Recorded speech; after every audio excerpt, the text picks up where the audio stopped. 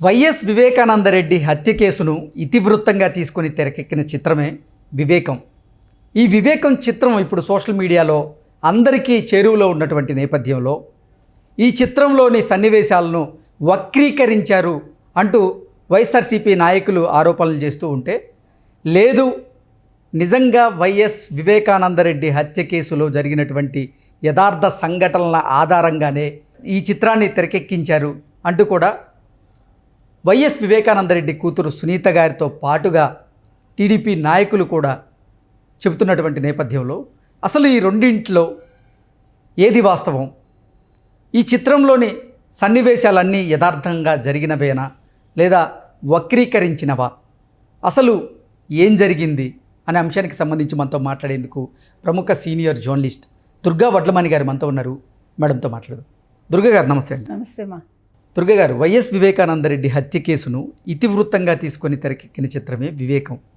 ఇప్పుడు ఈ వివేకం చిత్రం సోషల్ మీడియాలో అందరికీ చేరువలో ఉన్న నేపథ్యంలో వైఎస్ఆర్సీపీ నాయకులేమో ఈ చిత్రాన్ని ఉద్దేశించి ఈ చిత్రంలోని కొన్ని ఘటనలు, కొన్ని సన్నివేశాలు వక్రీకరించినవి అంటూ వాళ్ళ ఆరోపణలు చేస్తూ ఉంటే, వైఎస్ సునీతారెడ్డి గారేమో లేదు దీంట్లో తీసిన ప్రతి సన్నివేశం కూడా యథార్థమే అంటూ చెబుతూనే ఇంకా వివేకం సినిమాలో చూపించింది చాలా తక్కువ, రియాలిటీలో ఇంకా క్రూరంగా జరిగింది అంటూ కూడా ఆవిడ కమెంట్ చేశారు. అలాగే కొంతమంది టీడీపీ నాయకులు కూడా ఇది యథార్థ సన్నివేశాలను ఆధారంగా తీసుకొని తెరకెక్కిన చిత్రమే అంటూ వాళ్ళు చెప్తూ ఉన్నారు. అసలు ఏంటి మేడం, రెండిట్లో దేంట్లో వాస్తవం ఉంది అంటే ఏం చెప్తారు? ఇప్పుడు వివేకం సినిమా మనందరం చూసాము. అది చూసి చివరికి వచ్చేసరికి మనలో ఒక బాధ కలుగుతుంది.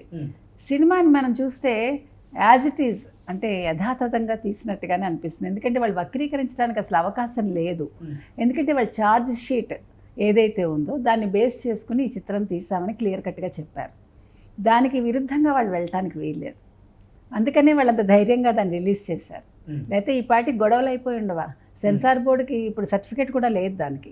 ఇప్పుడు సెన్సార్ బోర్డు సర్టిఫికేట్ ఉంటే వాళ్ళు వక్రీకరించి ఉంటే దాని మీద వేటు పడేది.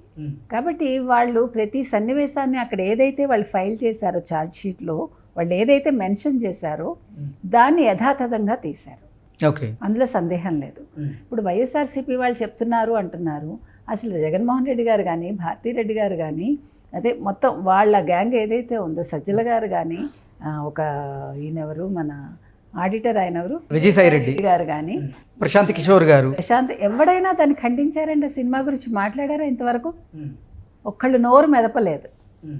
ఎందుకని అంటే వివేకం సినిమాలో వైఎస్ అవినాష్ రెడ్డికి అలాగే వైఎస్ భారతి గారికి ఏదో సత్సంబంధాలు ఉన్నట్లుగా కొన్ని సన్నివేశాలు దీంట్లో చిత్రీకరించారు. అది అసలు రియల్ లైఫ్లో దానికి దీనికి అసలు మ్యాచ్ కాలేదు అంటూ కూడా కొన్ని వార్తలు అయితే వస్తున్నాయి. వాళ్ళైతే అంటే వైఎస్ఆర్సీపీకి సంబంధించినటువంటి నాయకులు అయితే దాన్ని గట్టిగా తీవ్రంగా ఖండిస్తూ ఉన్నారు. దాన్ని ఎలా చూడొచ్చు మేడం? ఏమండి, మనం పర్సనల్ వ్యక్తిగతాలకి వెళ్ళకూడదు. ఒక రకంగా అసలు ఆడవాళ్ళ విషయంలో మాట్లాడకూడదు అని చెప్పడానికి వైసీపీకి హక్కు లేదండి. ఎందుకంటే భువనేశ్వర్ గారు లాంటి వాళ్ళ మీదే వాళ్ళు ఎన్ని అభాండాలు వేశారో మనకు తెలుసు, ఎంత నీచంగా మాట్లాడారో. ఆడవాళ్ళ విషయంలో అసలు ఎప్పుడు కూడా తెలుగుదేశం ఎవరిని కించపరుస్తూ ఇంతవరకు మనం మాట్లాడలేదు. అటువంటిది చంద్రబాబు నాయుడు గారి అరెస్ట్ విషయంలో కావచ్చు, అంతకుముందు కావచ్చు, తర్వాత కావచ్చు, అసలు ఒక ఫ్యామిలీ లేడీస్ మీద ఒక తెలుగుదేశం వైఎస్ఆర్సీపీ వాళ్ళు మాట్లాడిన విధానం చూసుకుంటే అసలు వీళ్ళ ఆడవాళ్ళ గురించి వీళ్ళకి మాట్లాడే హక్కు ఎక్కడుంది అసలు? ఇప్పుడు సినిమా అది అని అంటున్నాం కదా, నువ్వు వక్రీకరించారు అంటే నువ్వు ఖండించు దాన్ని. నిజంగా అందులో వాస్తవం లేదు అనుకుంటే నువ్వు ఖండించి కోర్టుకు వెళ్ళు. ఎందుకు కోర్టుకు వెళ్ళలేదు నువ్వు? ఇప్పుడు దాని గురించి మనం వివరాలకు వెళ్ళొద్దు. భారతీరెడ్డి గారు, అవినాష్ రెడ్డి గారు మేనబావ మరదలు అనుకుందాం. అంటే వాస్తవంగా అదే వాళ్ళ మధ్య ఏముంది అనేది మనకు అనవసరం, మనం మాట్లాడాం. కానీ నువ్వు అది వక్రీకరించారు అంటే నువ్వు కోర్టుకు వెళ్ళు, నువ్వు దాని మీద మాట్లాడు. ఎందుకు వీళ్ళెవరు ఎందుకు నోరు మెదపలే? సజ్జల మెదిపారా? మరి ఏదైనా జరిగితే ముందు వాళ్లే కదా వస్తారు ప్రెస్లోకి. ఎవడూ మాట్లాడలేదు. ఇంకొకటి, అసలు సినిమాలోకి వెళ్తే మనం చాలా అద్భుతంగా తీశారండి సినిమా. ఓకే, ఎంత అద్భుతంగా ఉందంటే అసలు మనకి అది నిజంగా థియేటర్స్కి వస్తే చాలా బాగుంటుంది నా ఉద్దేశం అయితే. అది తీసిన డైరెక్టర్ ఎవరో మనకు తెలియదు. వాళ్ళు ఎత్తుకోవడం కానీ వాళ్ళు ప్రతి ఒక్కటి అసలు అసలు ఎంత చక్కగా వాళ్ళు ఎడిటింగ్ చేశారంటే మీకు ఎక్కడ ల్యాగ్ ఉండదు. ఓకే, ఎన్నికల కూడా అమల్లో ఉన్న నేపథ్యంలో ఈ వివేకం చిత్రం థియేటర్లోకి వచ్చే అవకాశం ఉందంటారా?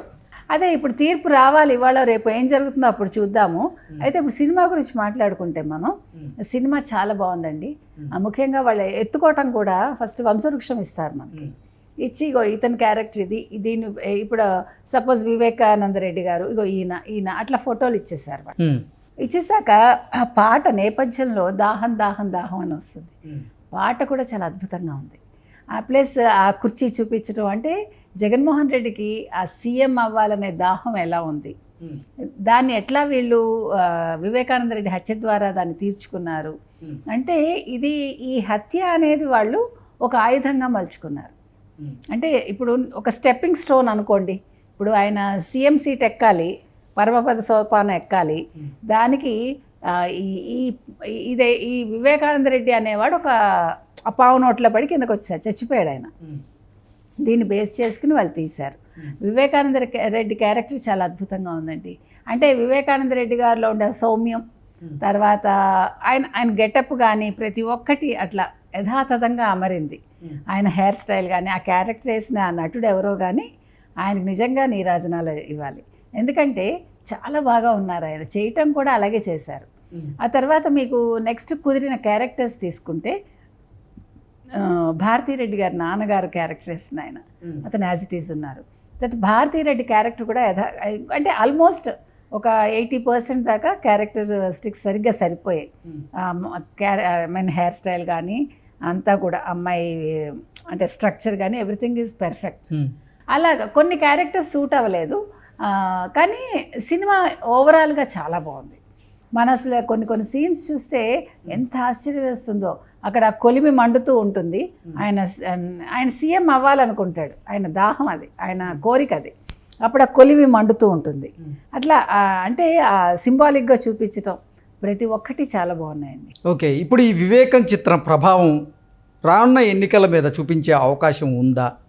తప్పకుండా ప్రభావం చూపిస్తుందండి. ఎందుకంటే ఇప్పుడు అది వాళ్ళు యూట్యూబ్లో పెట్టారు కదా, చాలా సోషల్ మీడియాస్లో వచ్చేసింది. చాలామంది ఈ సినిమాని వాళ్ళ యూట్యూబ్స్లో కూడా వేసేసుకుంటున్నారు, వాళ్ళ ఛానల్స్లో. జనాలు విపరీతంగా చూస్తున్నారండి, నచ్చకపోతే ఎందుకు చూస్తారు? ఓకే, ప్రజలు ఏదైనా నచ్చితేనే కదా చూస్తారు. సో దీని ప్రభావం తప్పకుండా ఉంటుంది. ఇప్పుడు ఒక కొన్ని లక్షల మంది చూసినప్పుడు అది కొన్ని లక్షల ఓటర్లను ప్రభావితం చేస్తుందిగా. అసలు అందులో సందేహమే అక్కర్లేదు మీకు. అసలు సినిమా చదువుకున్న వాళ్ళకే నచ్చితే ఈ చదువుకున్న వాళ్ళకి ఎందుకు నచ్చదు? అందులో హత్య రాజకీయం అది. Okay okay madam, thank you so much.